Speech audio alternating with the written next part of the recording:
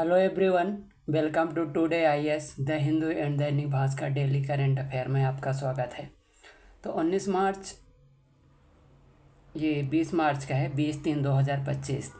20 मार्च 2025 daily current affair में देखिएगा कि ये दैनिक भास्कर है। दैनिक भास्कर के बारे में किससे रिलेटेड है कि जैसे सुप्रीम कोर्ट के जो जज रहे, तो ये सुप्रीम कोर्ट के जज के बारे में देखिएगा कि क्या बीपीएल श्रेणी जो मानदंड है, मेजरमेंट है, क्या आप वैज्ञानिक हैं या नहीं।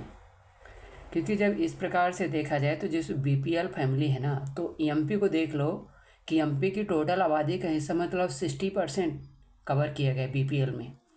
ये भी है कि जो जैसे पॉवर्टी मेजरमेंट करने का जो फार्मूला रहा वो भी मुझे लगता है गलत ही है।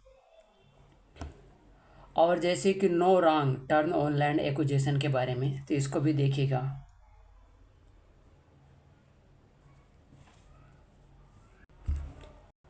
द इकोनॉमिक्स टाइम का है, तो इकोनॉमिक्स टाइम ऑफ इंडिया के बारे में ये सुनीता विलियम की सकुशल वापसी से राहत मिली। और इसके बाद अगला आर्टिकल है कि शहरीकरण की चुनौतियाँ। तो देखिएगा कि शहरीकरण की जो चुनौतियाँ का मैनेजमेंट किया जाता है, तो मुझे तो लगता है कि जब 73 और 74 कॉन्स्टिट्यूशन अमेंडमेंट करके जब वो इंडिया में देखा जाए तो लोकल लेवल की चुनौतियों का लोकल लेवल के प्रशासन के द्वारा ही निराकरण किया जाना चाहिए, तभी शहरीकरण की चुनौतियों का समाधान किया जा सकता। बहुत अच्छे से एनालाइज करेंगे। और फिर यह है कि जो चुनौतीपूर्ण वापसी के साथ ये भी है, राष्ट्रीय सहारा लिखता है। और एक जैसे आज के आकाशवाणी में यह था कि भारत सरकार के द्वारा जो असम है, तो असम में जैसे जो एक नदी है ब्रह्मपुत्र, तो असम के एक गांव है, वहाँ उस गांव में भारत सरकार के द्वारा यूरिया प्लांट की स्थापना की गई है असम में। दूसरी बात, जो एक शायद खेलो इंडिया गेम 5 नंबर या 6 नंबर के दिल्ली में हो रहे हैं, उसको भी देखिएगा। और आज ही के आकाशवाणी में जो रहा कि मतलब जो यूक्रेन के राष्ट्रपति जेलेंस्की रूस के सामने क्या हुआ कि सीज फायर करने के लिए, युद्ध विराम करने के लिए तैयार हो गए हैं, ये भी बहुत बड़ी उपलब्धि है। क्योंकि जब वर्ल्ड देखा जाए कि मतलब वर्ल्ड के सिनेरियो में देखा जाए, बेस्ट ऑफ वर्ल्ड में, रेस्ट ऑफ वर्ल्ड में जैसे जब अनसाइलेंट की प्रॉब्लम हो जाती ना, तो उसका इफेक्ट इंडिया के शेयर मार्केट में ज़रूर देखता है, जिसके कारण क्या होता है कि इंडिया का बीओपी और बीओटी, बैलेंस ऑफ ट्रेड और बैलेंस ऑफ पेमेंट, दोनों डिस्टर्ब हो जाते हैं। आइए है कि जल रहा है सीरिया, तो सीरिया के बारे में देखिएगा। जो इजराइल के द्वारा रहा, तो इजराइल के द्वारा पता है देखा जाए तो जैसे अभी गाज़ा में जो वेस्ट बैंक है, तो गाज़ा में जो गाज़ा है, तो गाज़ा में जो हमास है, तो उसके ऊपर फिर हमला किया गया। जैसे जब हमला किया गया इजराइल के द्वारा, तो 400 लोगों की एक ही दिन में डेथ हो गई। तो ये बहुत एक प्रकार से देखा जाए तो मानव अधिकार का डायरेक्ट रूप से उल्लंघन हो रहा है, राइट। तो इसके बारे में देखिएगा कि जो सुप्रीम कोर्ट के जज रहे, तो जज साहब क्या बोले कि प्रति व्यक्ति आय में जितने भी राज्य हैं इंडिया के, तो शीर्ष राज्यों की आबादी भी गरीब क्यों है। सुप्रीम कोर्ट के जज, तो सुप्रीम कोर्ट के जो बेंच बैठी जस्टिस सूर्यकांत जस्टिस रहे, तो इनके द्वारा जो बताया गया कि इंडिया में जो गरीबी का मेजरमेंट करने का जो मापदंड है, ये सही नहीं है। क्योंकि जैसे जब राशन कार्ड देख लो, तो यहाँ गरीबी के जो बीपीएल वाले फैमिली आते, बीपीएल, तो पता है कितने % बीपीएल आते हैं। बीपीएल के बारे में देखिएगा कि बीपीएल में शामिल होते हैं शायद 80 करोड़ जनसंख्या शामिल होती है। जो राष्ट्रीय खाद्य सुरक्षा एक्ट है, पीडीएस सिस्टम जब चला 1939 से, तो राष्ट्रीय खाद्य सुरक्षा एक्ट में देखिएगा कि रूरल में देखा जाए तो 75, जबकि अर्बन में देखा जाए 50% जनसंख्या को कवर करता है। अब जो 80 करोड़ जनसंख्या को यहाँ बीपीएल में इसमें कवर किया जाता है नेशनल फूड सिक्योरिटी एक्ट 2013 में। लेकिन जब वहीं ये रहा कि एमपीआई जिसको बोला जाता, एमपीआई जैसे जब आता, मल्टी डायमेंशन पॉवर्टी जब आता, तो उसमें बताया गया कि इंडिया में गरीबी का 10% है। लेकिन यहाँ देखिए ना, प्रति व्यक्ति आय में है, लेकिन क्या गरीबी आबादी इतनी अधिक दिखाई देती। तो इसका कारण सिंपल सा है। तो एक प्रकार से देखा जाए तो कबूतरबाजी की जाती है ना, कबूतरबाजी या तड़ीपार दिखाई देता। फिर जब यहाँ कबूतरबाजी का गेम चलता तो इसमें क्या होता है कि जैसे जो गांव के देखेगा, जो गांव के प्रधान रहते या सचिव रहते या सरपंच रहते, तो क्या होता है कि तहसीलें में जाते और 4 से 5 हज़ार 7 हज़ार रुपये लेकर गए, अब बोले इसका राशन कार्ड बनवा दो, बनवा दिए। हो सकता है जो वहाँ का सरपंच हो लोकल लेवल का, उसका भी अति गरीबी का कार्ड, जिसको बोला बोला जाता है AAY, मतलब अंत्योदय, अंत दीनदयाल अंत्योदय स्कीम के बारे में देखेगा इसको भी। तो यहाँ प्रधान क्या करता है कि जो लोकल लेवल में क्या इतना न तो मीडिया जाती गांव में कभी पूछने कि चेक करने जाए मीडिया वाले, या ना ही इतना बेस्ट तरीके से, ना ही इतना में ऐसे मेथड से मेजरमेंट किया जाए कि जिसमें पकड़ में आ जाए प्रधान या सचिव। तो ये जो आंकड़े हैं तो बिल्कुल ही गलत दिखाई देते, जो कि गरीबी के हैं। तो गरीबी अभी भी है, ऐसा नहीं कि गरीबी नहीं है, गरीबी है, लेकिन क्या है कि वास्तविक रूप से जो गरीब हैं वो इसमें शामिल नहीं हैं। जैसे कि 10 करोड़ लोग राशन कार्ड के पात्र हैं, लेकिन उन्हें मुफ्त में राशन देना चाहिए। जो जस्टिस सूर्यकांत जब रहे हैं तो बोले कि एक राज है कि जिसमें प्रति व्यक्ति आय में तीसरे स्थान पर है, लेकिन आबादी क्या है, 70% आबादी गरीबी रेखा से नीचे है। तो इसमें विरोधाभास इसलिए रहता है कि गरीब तो महज देखा जाए तो 25% जनसंख्या होगी, लेकिन क्या है जो अमीर है वो उनके अति गरीबी के कार्ड बने, जिसको बोला जाता अंत्योदय, दीनदयाल अंत्योदय स्कीम। तो यदि वैज्ञानिक आधार कर दिया जाए पॉवर्टी मेजरमेंट या BPL का, तो BPL के माध्यम से जब पॉवर्टी मेजरमेंट जब बिल्कुल मतलब रेशनल बना दिया जाए, तो इसके द्वारा क्या होगा कि अभी जो यहाँ के लोग बाकी हैं, तो जो गांधीवादी कंसेप्ट है ना अंत्योदय स्कीम जैसे रहता कि अंत में बैठे लोगों को लाभ पहुँचाना होता है। तो इसमें मुझे तो लगता है कि जो सबसे प्रभावी तरीका यही हो सकता है कि गवर्नमेंट तो देखा जाए, चाहे स्टेट गवर्नमेंट हो या सेंटर गवर्नमेंट हो, अब चाहे BJP वाले हों या कांग्रेस वाले हों या बहुजन वाले, सब अपना अपना क्या करते, अपनी सत्ता बनाए रखने के लिए काम करते हैं। पता है किस लिए? क्योंकि वर्तमान में जितनी भी विधायक हैं, जैसे कोई भी विधायक है, तो विधायक हो या MP हो, MLA MP, यही लोग जब करप्शन में शामिल होते तो यहाँ क्या करेंगे जा कर के, ये लोग खुद शामिल रहते हैं। इसका सिंपल सा सलूशन ये है कि टेक्नोलॉजी तकनीकी इंस्पेक्शन करके, विशेष करके AI और रोबोटिक्स के माध्यम से किया जा सकता है, क्योंकि ये सबके साथ न्याय करती है टेक्नोलॉजी, राइट। ये देखेगा, ये हरियाणा है कि मतलब पर कैपिटल PCI में देखा जाए तो 3.26 का है, जबकि कितने पर 70% आबादी है। राजस्थान तो देखा जाए तो गरीबी में 95% आता। मध्य प्रदेश देखा जाए तो कितने % में है, तो हरियाणा, महाराष्ट्र, गुजरात, हिमाचल प्रदेश। तो MP देखा जाए ना तो 8वें नंबर पर आता है, 8 नंबर में, किसमें, पॉवर्टी में। लेकिन बेरोजगारी में तो और आगे आता। अब बेरोजगारी जैसे ये पॉवर्टी है, पॉवर्टी मेजरमेंट करने के लिए जो फार्मूला आया, तो Shri Rangarajan committee formed in 2011 but recommendation in 2014। इसमें जो रिकमेंडेशन दिया गया था तो एक प्रकार से देखा जाए तो खपत के आधार पर है, लेकिन फिर भी वर्तमान में जो CPI रहता है, कंज्यूमर प्राइस इंडेक्स, इसी को बोला जाता है एग्रीकल्चर, रूरल और अर्बन। इसमें शामिल हो जाएगा कि एग्रीकल्चर, रूरल और अर्बन दोनों को कम्बिनेशन रहता, और इसी के माध्यम से देखा जाए तो इन्फ्लेशन का कवर किया जाता। जब इन्फ्लेशन का कवर किया जाता, जो टारगेट इन्फ्लेशन है तो उसका भी मेजरमेंट किया जाता CPI कम्बिनेशन के माध्यम से। तो बोले कि जो गांव में हैं तो गांव वाले के लोग यदि 960 रुपये माह में प्रति माह खर्च कर रहे हैं तो गरीबी में नहीं है, यदि उससे कम खर्च कर रहे हैं तो गरीब हैं। यहीं देखा जाए कि 1410 रुपये जो खर्च कर रहे हैं शहरों में वो गरीब नहीं है। हालांकि ये मेजरमेंट अदर से बिल्कुल आइडियल से, ना कि प्रैक्टिकल, बिल्कुल प्रैक्टिकली होना चाहिए, है ना। यदि एक इंसान बीमार हो गया तो उसको तो डॉक्टर 1 मिनट में ही ले लेता ना, 1000। और फिर ये देखिएगा कि the Economist time of India में छपा था कि no wrong turn on land acquisition, जो इंडिया में अभी क्या हुआ कि जब इंफ्रास्ट्रक्चर का डेवलपमेंट किया जाता तो जिसमें जब रोड डेवलपमेंट कंस्ट्रक्शन किया जाता, national highway authority of India आती, राइट। इसका जो पहली बार इस्टेब्लिशमेंट किया गया था 1998 में किया गया। अब इसी के द्वारा देखा जाए तो जो नेशनल हाईवे रहते हैं, नेशनल हाईवे का फॉर्मेशन इसी के द्वारा किया जाता।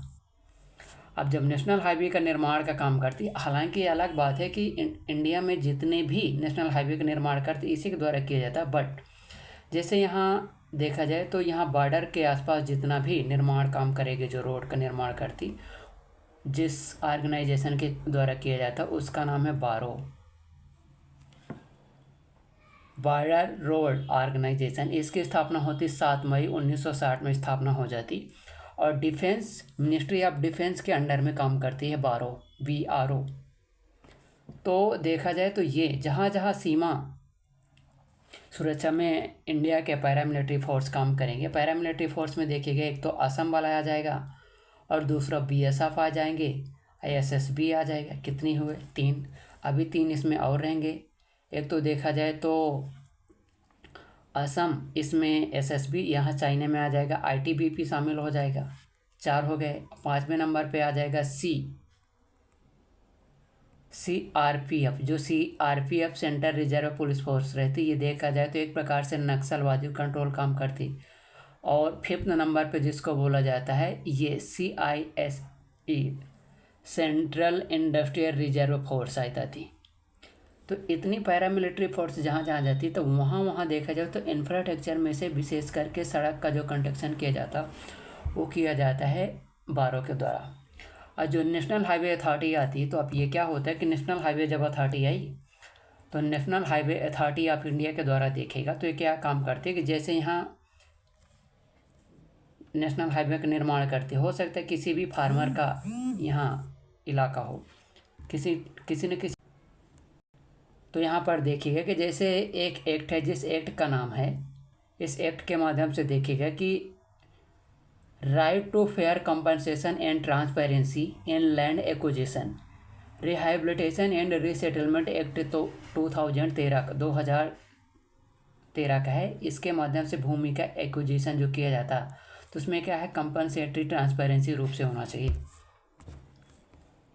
अगला है कि सुनीता विलियम्स की सकुशल वापसी से राहत हुई। तो ये देखेगा जो सुनीता विलियम्स रही तो पता है ऐसा नहीं है कि वर्ल्ड के इतिहास में, मतलब रेस्ट ऑफ द वर्ल्ड में देखा जाए तो पहली बार ऐसा हुआ, ऐसा पहली बार नहीं हुआ।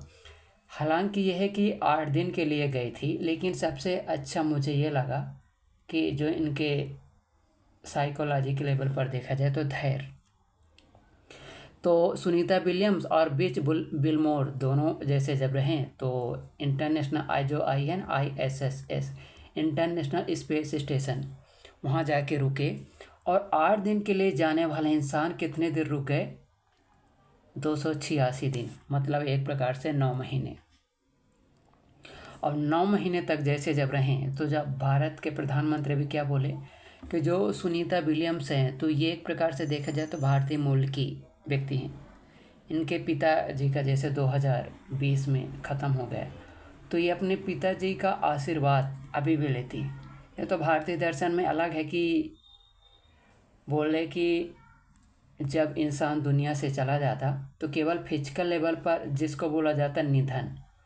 अब निधन में देखिएगा कि निधन में एक धन और निधन, तो मतलब शरीर जब से चला जाता तो क्या है, उससे धन नहीं आता, निधन हो जाता, इसलिए बना है निधन। ये तो धन जरूर नहीं आता, लेकिन क्या है कि आशीर्वाद जरूर आता है, इसीलिए आशीर्वाद जरूर मिलता। अमूर्त रूप में, स्पिरिचुअल रूप से देखा जाए तो साथ जरूर देते। ये कहानी है। और जिस सेटेलाइट के माध्यम से गई थी तो सेटेलाइट का ज़रूर नाम याद रखिएगा। और इसी के साथ देखिएगा कि अगला आर्टिकल है कि शहरीकरण की चुनौतियाँ। तो शहरीकरण की चुनौतियाँ क्या है? अब समस्या आती है कि आखिरकार डाटा किस संगठन के द्वारा दिया गया, तो इसका नाम है नीति आयोग। अब नीति आयोग जैसे जब रहता है तो इसका जो फॉर्मेशन किया जाता है, ये फॉर्मेशन किया जाता मतलब 1 जनवरी 2015 को। अब 1 जनवरी 2015 को जब किया जाता है तो एक प्रकार से देखा जाए तो ये क्या है, थिंक टैंक के रूप में काम करती है। और किसको रिप्लेसमेंट काम किया गया था, इसको प्लानिंग कमीशन ऑफ इंडिया, जिसकी स्थापना हुई थी 1950 में। तो ये काम क्या काम करेगा, इसमें क्या सेंटर और स्टेट दोनों के केंद्र के लेवल पर देखा जाए और सेंटर पर देखा जाए, राज्यों के मुख्यमंत्री जब इसकी बैठक होती तो क्या है, ये एक प्रकार से नीति निर्माण का काम करती है। इसको जो एजेंडा रहते 3 साल, 7 साल और 15 साल अलग अलग इतने प्रकार से स्कीम योजना बनाती। इन्हीं में से देखा जाए तो नीति आयोग के द्वारा एक प्रकार से जिसको बोला जाता अटल इनोवेशन टिंकरिंग लैब। तो ये क्या करते, इन 2018 में स्टार्टअप को बढ़ावा देने के लिए चालू किया गया था। तो अटल इनोवेशन मिशन के इसके द्वारा चालू किया गया। स्कूल एजुकेशन इंडेक्स चालू किया गया। Poverty education index NITI Aayog के द्वारा चालू किया गया। इन्हीं में से आता है कि SDG इंडेक्स इंडिया जो 4th नंबर का रहा, तो ये भी जारी किया गया। तो जो नीति आयोग के वर्तमान में जैसे एक प्रकार से देखा जाए तो क्या है कि नीति आयोग के जो CEO हैं और पूर्व जो CEO रहे हैं और G20 के जो शेरपा अमिताभ कांत जी, तो जो वर्तमान में 10th नंबर का जो इंडिया में रायसीना डायलॉग मंच में बोले कि देश के विकास में सतत शहरी विकास की महत्ता के बारे में उजागर किए, क्योंकि उनका मानना है कि यदि शहर एक प्रकार से देखा जाए तो इनोवेशन और विकास समृद्धि के हब के रूप में होना चाहिए। क्योंकि इंडिया में कुछ शहर ऐसे हैं, शहर के विकास के क्या है एक प्रकार से देखा जाए तो वहाँ को होते पता है, जैसे मुंबई है, जो मुंबई की सकल घरेलू उत्पाद भारत के 18 राज्यों से आगे निकल चुका है।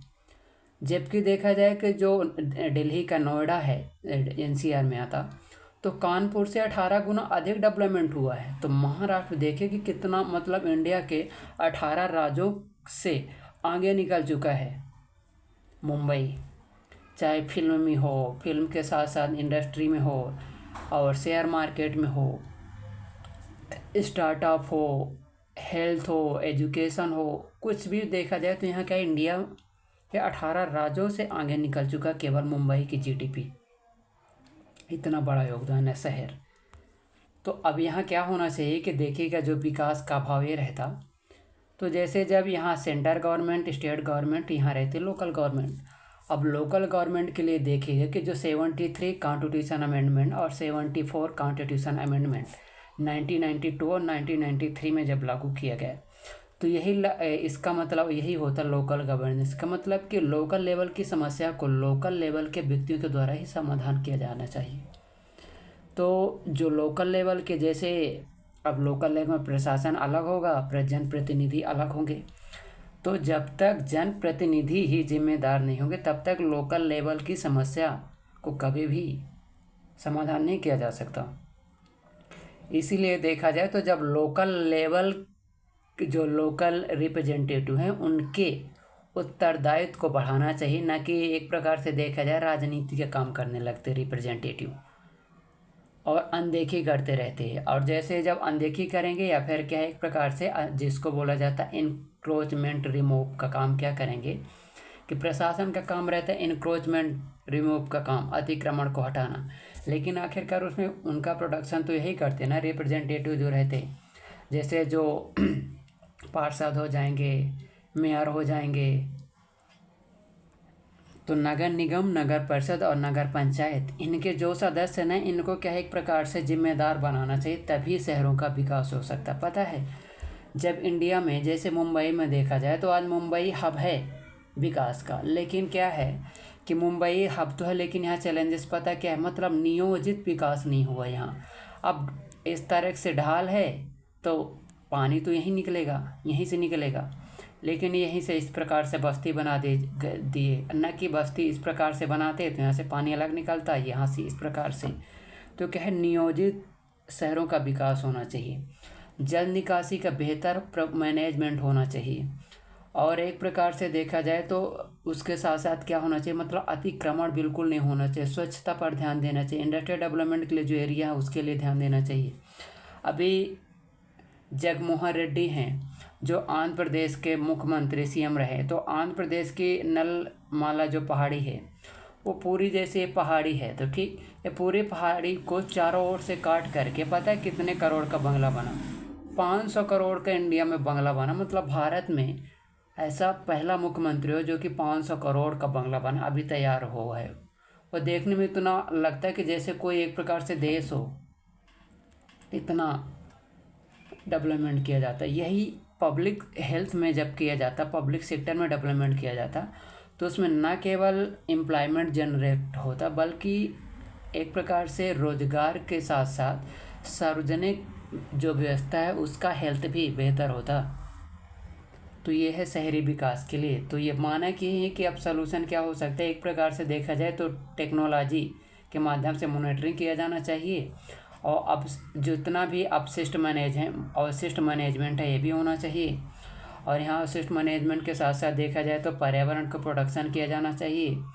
और जो इसमें देखा जाए कि नागरिकों की भागीदारी तो होना ही चाहिए।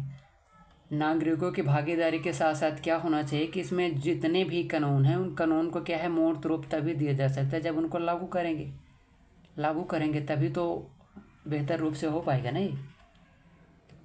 अब इसके लिए देखा जाए तो जो इसमें एजुकेशन में काम करना पड़ेगा, जो सीवेज ट्रीटमेंट प्लांट में काम करना पड़ेगा। और जैसे यहाँ लोकल लेवल पर देखा जाए जो एनर्जी है तो सोलर एनर्जी को मुझे तो लगता है जैसे सोलर एनर्जी ये भी हो सकता है। सोलर एनर्जी के साथ साथ देखा जाए तो जैसे एक शहरों में प्रॉब्लम नहीं रहती जिसको बोला जाता शहरी द्वीप, तो शहरी द्वीप क्या होते अब देखिएगा यहाँ शहर में चैलेंजेस क्या क्या है। एक तो चैलेंजेस क्या है, टेम्परेचर का है, दूसरा इन्वायरमेंट का है, तीसरा आपराधिक प्रवृत्ति का है, और चौथा इसमें देखा जाए तो सांप्रदायिक दंगे का है। और इसमें यह है कि अवशिष्ट मैनेजमेंट नहीं हो पाता, और क्या है कि अतिक्रमण की समस्या है। और लोकल लेवल की समस्या को देखा जाए कि सेंटर गवर्नमेंट ख़त्म करे तो कभी नहीं हो सकता। यदि उनको भी करना होता तो क्यों फिर लोकल कानून बनाए जाते, लोकल रिप्रेजेंटेटिव बनते। तो सलूशन इसका यही हो सकता है कि लोकल लेवल के रिप्रेजेंटेटिव को जिम्मेदार बनाना चाहिए। जिम्मेदारी के साथ साथ क्या होना चाहिए, उनका एक प्रकार से टेक्नोलॉजी के माध्यम से मॉनिटरिंग करना चाहिए, ऑब्जर्वर का काम करना चाहिए टेक्नोलॉजी के माध्यम से। और दूसरी बात है कि प्रशासन और नगर निगम के जितने भी राजनीतिक सदस्य रहते तो क्या उनमें एक प्रकार से कॉपरेट होना चाहिए तभी हो पाएगा। अब प्रशासन जाके इंक्रोचमेंट रिमूव करेंगे, ये नेता नपाड़ी क्या करेंगे, नेता लोग फ़ोन में क्या करेंगे अपना बात फ़ोन लगा करके बोले रहने दो, तो बचा लेते, प्रोडक्शन का काम करते ना। यदि नेता सुधर जाए ना तो इंडिया में भ्रष्टाचार सुधर सकता है बिल्कुल, राइट। तो ये है। और इसीलिए तो देखा जाए जो सतत शहरी विकास के बारे में देखेगा, जो इनोवेशन देखा जाए तो SDG टारगेट जो रखा था, FDG टारगेट नंबर 9 में इनोवेशन है। इनोवेशन के साथ साथ क्या होना चाहिए, एनर्जी के लेवल पर काम करना चाहिए। और देखा जाए तो वायु पोल्यूशन जो है, एयर पोल्यूशन का कंट्रोल करना चाहिए। एयर पोल्यूशन के साथ साथ क्या होना चाहिए कि जितना भी वाटर रिसोर्स है ना, वाटर रिसोर्स को भी करना चाहिए। और जो यहाँ की स्वच्छता हाइजीन पर ध्यान देना चाहिए।